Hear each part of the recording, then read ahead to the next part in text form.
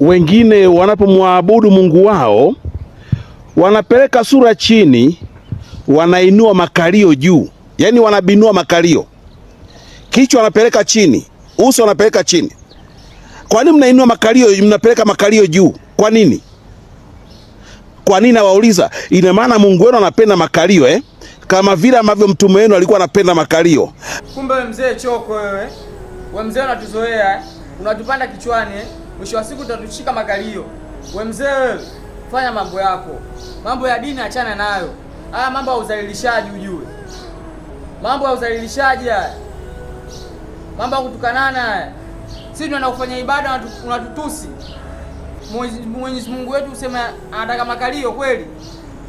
Hivi ni vitu vya kuchekea hivi? Hivi ni vitu vya kufurahia? Watu mko wapi wa kuongea? Mashehe mko wapi? Serikali mbona mnamwacha huyu? Hivi Clemence Mwandambo una akili wewe?